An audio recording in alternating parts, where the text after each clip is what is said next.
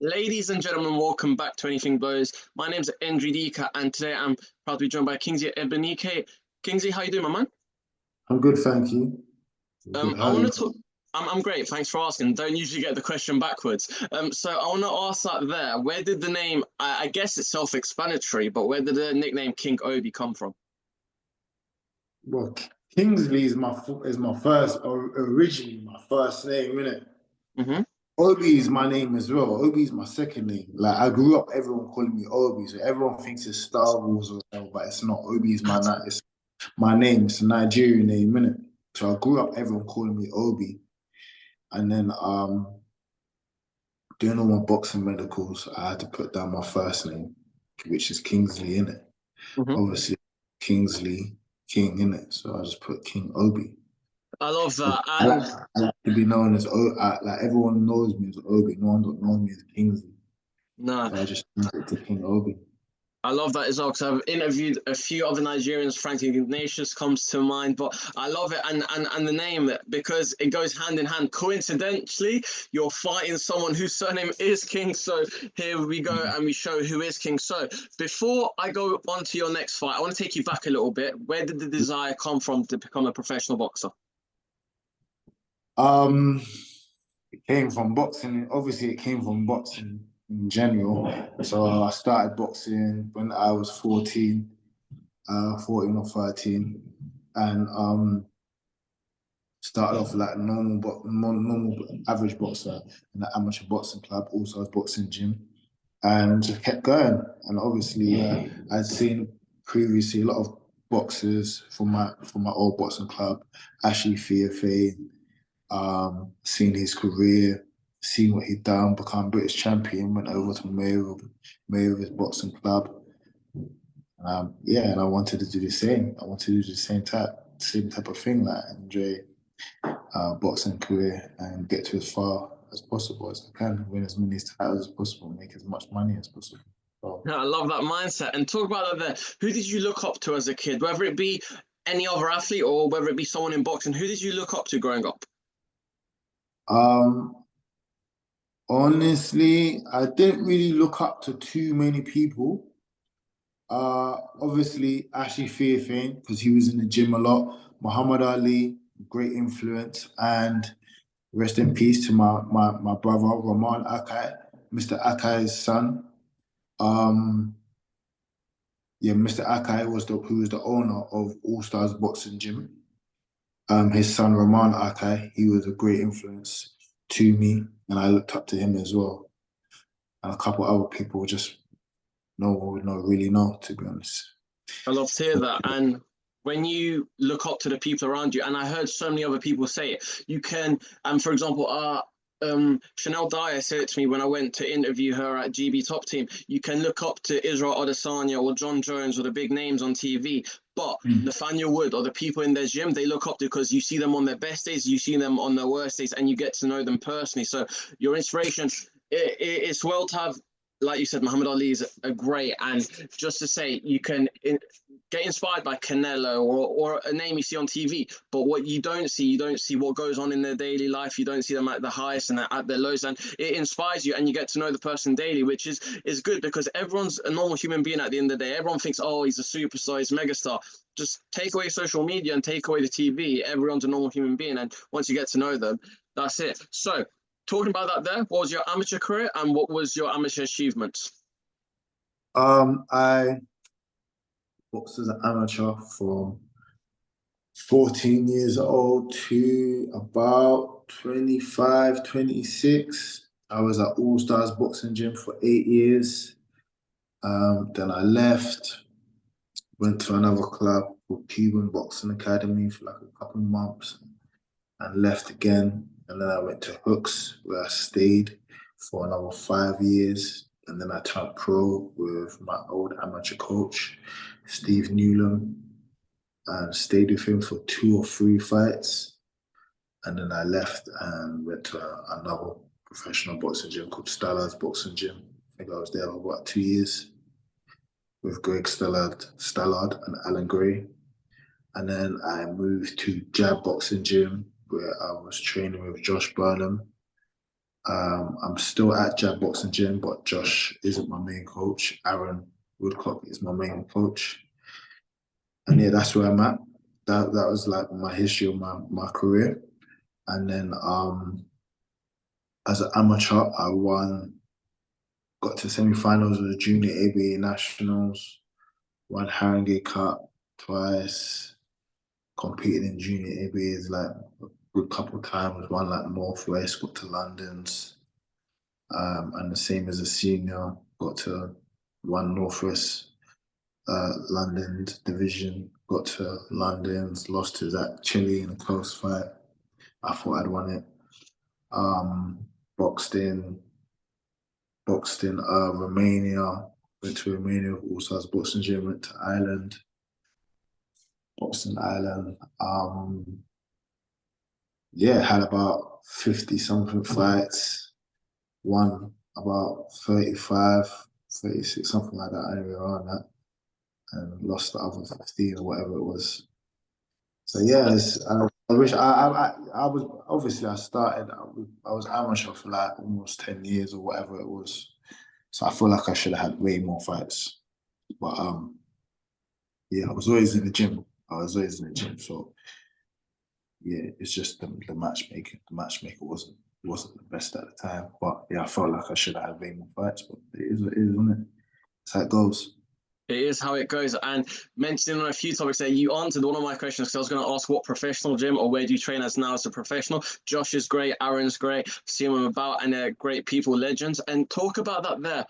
Do you recall the number of fights you had in your amateur career? And also, there's a question there, and I always compare it to Yard, and I always compare it to other fighters. And because people say, oh, they wish they had less, more time, it depends on age. But someone like Anthony Yard, I believe it's 12 or 16 amateur fights he had, but he went on to fight for 2 world titles. But the way Anthony trains is unreal. And then you'll have your Lomachenko's, your Usyks that have 300, 400 amateur belts. What do you think you needed there in that sense? You feel like the experience or the level, what do you think it was? Because everyone depends on their own self and everyone's a different human being and everyone's a different fighter. But do you feel like you would have gained more experience from fighting higher level fighters or just having more experience in the ring? Both. More experience in the ring, fighting higher level fighters, getting used, like when you go into competition and go into high level competition, the pressure is on, isn't it? So it's used to getting used to that pressure being onto you, really. So 100%. Under that pressure, yeah. You know, when you turn pro, becomes easier, especially if the spotlight is on you. 100%. And you mentioned out there, apart from Zach Kelly, are there any notable names, other notable names you fought in the amateurs? Yeah, I fought Felix Cash in junior ABA London finals. I fought Linus Udolphi and that was a normal bout. I fought Jermaine Brown in a normal bout. I think there's a couple other names, but they're not that big names. And what weight was this at? I've been near enough the same weight since I started boxing, to be honest, you know. It was 70 kilos. 70 kilos as a junior, and the ones that were at a senior, it was middleweight. So that was 69 to 75. And yeah. Going on to your professional career now, also, did you manage to catch any of the boxing last night? Obviously, a super middleweight contest and also super welterweight contest that go on. Obviously, one's your division and the other one is a former opponent. Did you manage to watch Zach Kelly versus Callum Simpson or Joe Laws versus Stevie McKenna? No, I didn't watch those fights. I was out, but I watched the Terence Crawford fight, but I didn't watch the, what's it called? The other show. How did Zach Kelly win? No, unfortunately, he lost via decision. Okay. How did he box? To be honest, it's how Zach Kelly boxed, and I've watched Zach since 2020 because I'm Albanian, obviously. So when I saw him on a Florian Marku card, I watched him and I was like, this kid's good. This kid's going far. It's unfortunate. I didn't expect him to, but Callum Simpson's also a game opponent. It was one of those where I don't know. I kind of thought Zach would have done a business, but of course, hometown favourite, hometown hero. I didn't agree with the scorecards, but Zach done well enough. But it was like an even contest. It wasn't one was better than the other. But yeah, I think he just got outboxed on the night, and that was unfortunate. And then so let's go into professional career now. Talking about that, for those who know and those who are intertwined with small hall boxing and watch the lower level and no discredit to it, but for everyone that watches from every stage, you fought a great few names, and obviously people only look at the bigger names, but going down to your professional career, Gennady Krajewski, Victor Edgar, who's been in there with James Osborne, Lenny Fuller as well. Talk about, and Dale Arrowsmith, how can you not forget? Talk about your first few contests and how they went.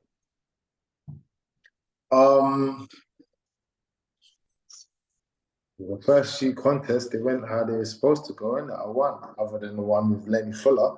That one went left. That one went left. I lost. And that one hurt me a lot because I thought I was really going to do well in that competition.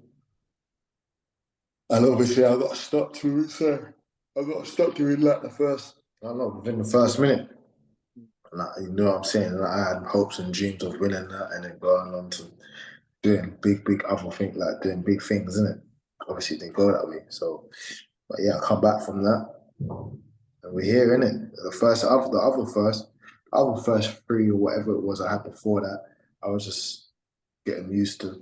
That's when I was with my amateur coach as well. And I was just getting used to boxing as a professional. So yeah, it was just finding my way, really. And we got into a contest where most know this name now, and this was a name that you won your first professional title against. Talk about Jordan DeJean. Talk about the first contest, which you lost on points on the Nielsen show, and then talk about winning the title, which was 96, 94. And I've interviewed Jordan. Jordan thinks he won the fight, and it was a close contest. I actually didn't watch it live in the arena. I was outside the arena. I managed to get in there for the main event. But talk about the contest with Jordan, the first bout, and then the night you won the Southern Area Super Welterweight title. So the first one I thought I won.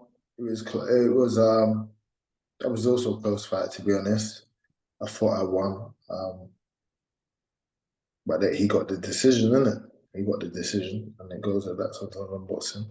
I don't feel like I boxed my best, as I've said, but we'll move on. The second one, I definitely won it. He feels like the same way how I felt, innit? So, you see what I'm saying? But it was a longer fight. I don't feel like he did enough work to win. And yeah, here we are, innit? I'm delighted. Got the title, got my first title. Looking forward to defending it October the 12th. And after that, trying to get another title, really. 100%. And you're no stranger to the big shows. You're no stranger to the big arenas and title fights. Just before we move on to what you're scheduled to fight for on October the 12th, what you're scheduled to defend, talk about that Lee Cutler fight, because you're on a big stage. Correct me if I'm wrong.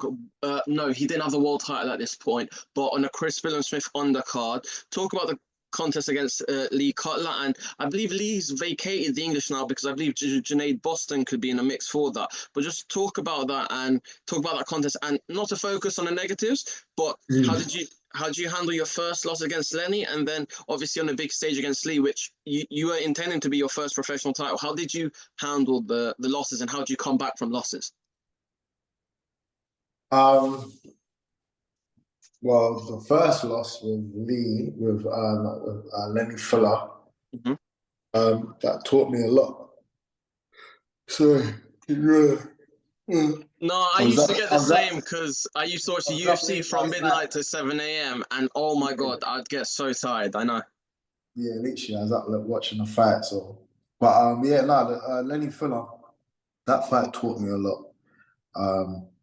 And really, like, in my opinion, anyway, I kind of lost the worst way you can really lose, isn't it?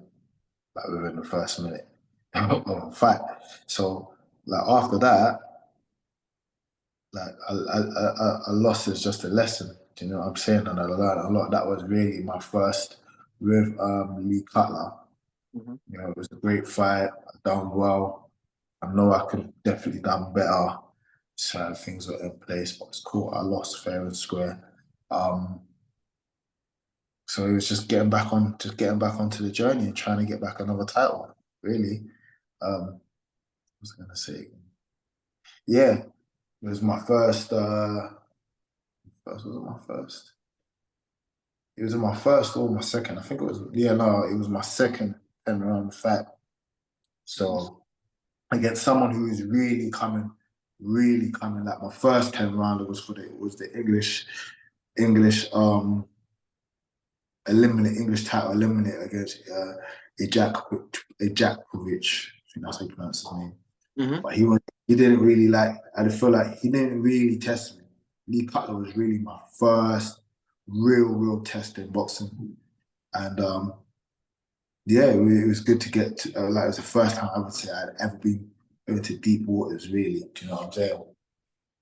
So yeah, it was a good experience, wicked experience, man. Like yeah, it was obviously I lost the fight and I was gutted and all of that, but I learned a lot from that fight. I learned a lot about myself and how hard I could push and how hard I trained and took a lot of lessons from that fight. And I stand corrected. This was last year. I was thinking of 2 years before, and this was actually recent. I don't know why it's passed my Yeah, mind. I remember this card. This was when he was world champion. He fought not Sislak, but Masternak. So yeah, talking about that then. You're talking about no, not Lee Cutler. You're talking about Billy Smith who was world champion. Yeah. Sorry, my bad. Yeah, that's a fight. Sorry, it's been a long night, early morning. So talking about that there, just before we move on, before we go on to Tyrone King, who's the hardest opponent you faced, whether it be amateur or pro, and who's the hardest hitter you faced? Mm,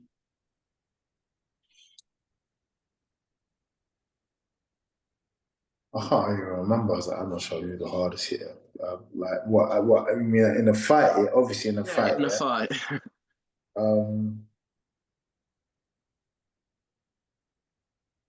as an amateur, I can't remember. I can't Well, remember. even in a pro scene, in a pro As a scene. pro, as a pro, I wouldn't say he hits crazy hard though. I wouldn't say he hits crazy hard. It's just that he's probably caught me the most. Do you know what I'm saying? Lee Cutler, because Lee Cutler probably hits the hard. Well, I would say he hits the hardest, but everyone else I couldn't really say because they ain't really hit me. You know what I'm saying? So it's not. I wouldn't really say like yeah. I wouldn't even give him that title. Still, Mm. I, would, I Nah, wouldn't even give him that title because what? There's no real competition in there. Like no one no, else has really hit me like that. no. You know what I'm And saying? So yeah. No, so sorry about yeah, that. Continue, no one's continue. getting that title. No one's getting that title.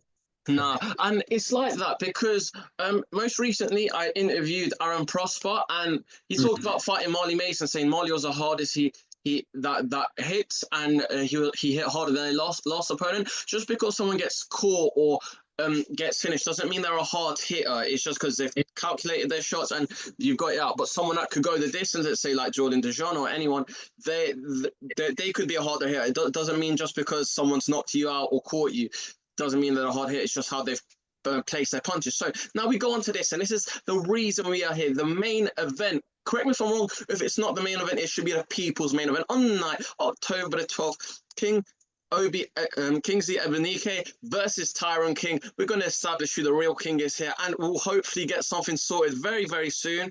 How are you feeling defending your Southern Area title for the first time, October the 12th? And yeah, it's been so from April to October. It's almost what's that? That's a 6 month scale. How are you feeling getting back out? And like I said, how do you feel defending your title for the first time? Yeah, I feel good. Feel good. Back to training, obviously. Um, Excited, ready to go, ready to put things into motion. Um, and yeah, just excited to fight, excited to be back in the ring again. Still, would have liked it to be on a big platform, but it is what it is, man. We fight and we take what we can take. God willing, soon the winner of this contest should go on to a bigger platform. Talk about that there. Do you know anything about your opponent, Tyrone King? Obviously 5-0 with one win via knockout. A great win he had last time out on the top tier show. He hasn't been out since last September. Do you believe in ring rust or not really? Yeah, of course. I do believe in ring rust, but it all depends on what someone's been doing outside of the gym. Do you know what I'm saying? Like you can if you're off like for however long he's off and he hasn't been busy, like in the gym, then yeah, it's gonna have an effect on him. And if he has been, then it's good for him. But we don't really care about that anyway. No one's thinking about what like his ring rust or whatever. Mm-hmm. The title and I'm gonna beat him and that's that. Like I don't care about what I don't care about what he's doing or what he's done. Mm-hmm. You know what I'm saying? It's you two in the ring at the end of the day. And like I said there, and I've interviewed other fighters, and Pierre Gordon is someone who explained it. Martin Bowles has explained it. When you go into the ring, do you feel like that belt's yours or it's no longer? Because Martin Bowles said to him that, yeah, you're defending your title, but once you're in that ring, it's not your title. You don't have the title. You got to fight for it again. Do you feel like you're being the hunted or are you the hunter? Are you going in there hungry to, again, you're the champion, you're defending it, but do you feel like someone's coming to take what's yours? Someone's, as we hear Dillian White and so many other people say, they're coming to take food off of my plate and stuff off of my table. I thought, well, I definitely don't feel like I'm being hunted, but Mm-hmm. he's definitely trying to take food off my plate, trying to take what's mine, 100%. That's what he is trying to do, isn't it? Yeah. So I take what's mine. And undefeated fighter, do you read into that or not at all? No. And what are you going to bring on night against him, October the 12th? Again, not to give away the game plan, but what can fans expect? Do you expect a decision? Do you expect a beautifully box? Do you expect a finish? Because it's a 10-round contest, and his first 10 rounds, because he's only been 6. And yeah, do you believe you get him out of there, or is it by all means necessary having your hand raised on the end of the night and still? Come on. And still.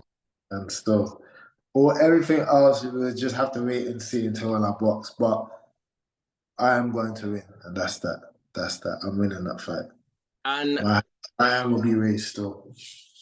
And Obi, just before we move on, because I think it stole the attention not only of the fans, but I believe so many people online and on social media. I've got to pull it up here. Yeah. I think you know what I'm talking about. But you joint posted this as well with your coach. Who created this and where this idea come from? So, for the fans that can't see it, there's a picture online. It's a cartoon animated with you having a strap around your waist. Tyrone's head on the canvas, blood around it, and you've got the fight poster in it, and then you've got an image going like this. So you're ready to take someone's head off, I take it. Yeah, of course. He claims to be the king, innit? Obviously, his name's Tyrone King, so it's just fun and game. But obviously, there can only be one king. And again, I'm asking you here, but do you expect the one king to be yourself on the night when you're leaving the arena? Of course. And just before I move on from the Tyrone King fight, is there anything else you want to get off your chest or let the fans know about October the 12th? Just come and watch. Come and watch. It's gonna be a great fight. I know he's gonna come, but I'm gonna come stronger. No, did he? No, did he? Love that.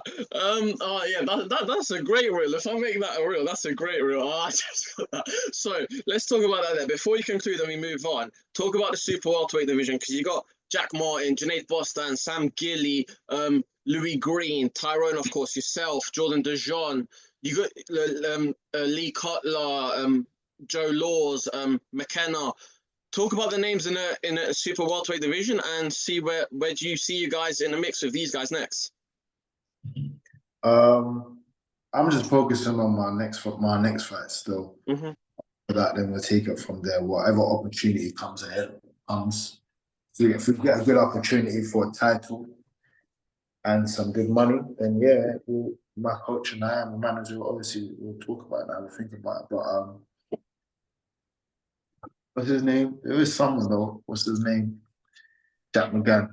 Jack McGann. Oh, that's a great name, and that's one I've interviewed recently. Jack McGann's a great fighter. Would you want that next? Yeah, I'd like that. I'd like to fight him. I like to fight him. He's strong, tough fighter. He was meant to fight as well. He was meant to fight for an IBO title. Mm. I think he got that.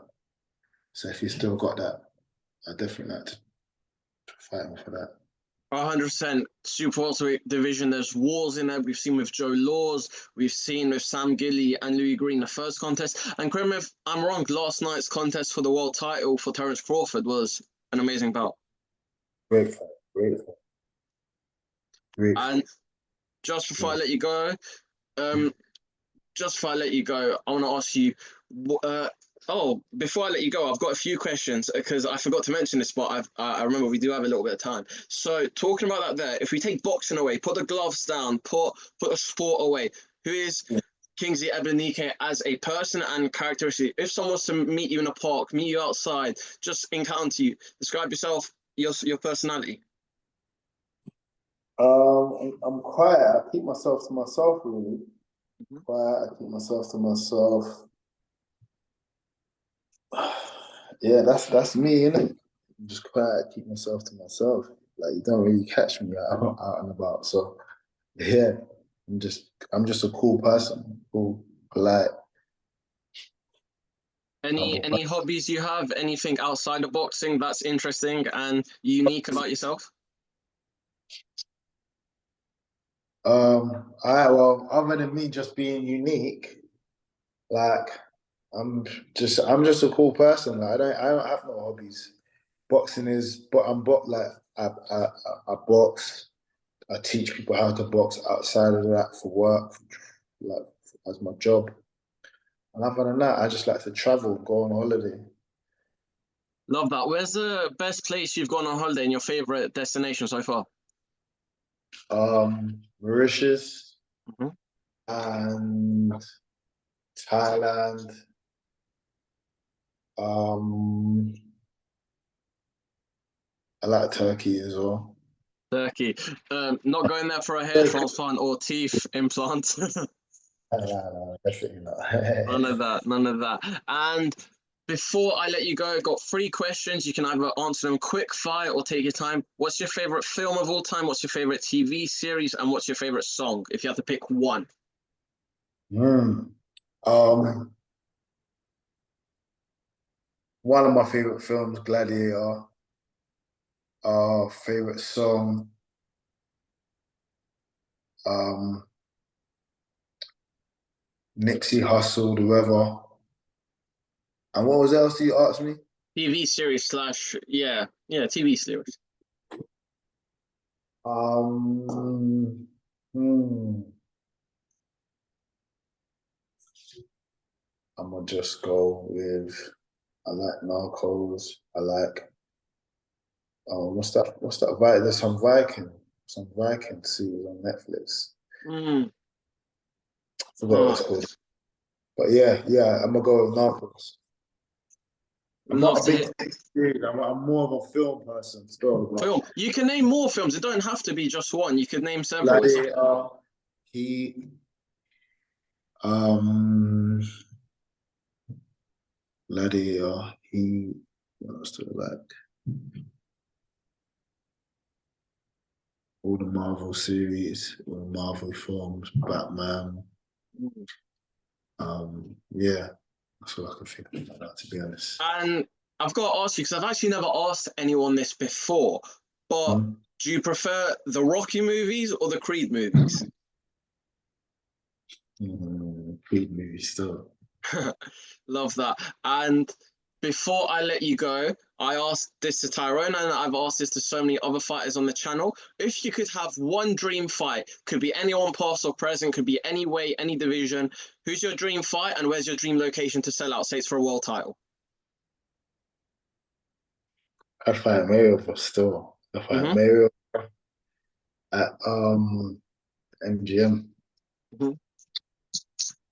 Yeah.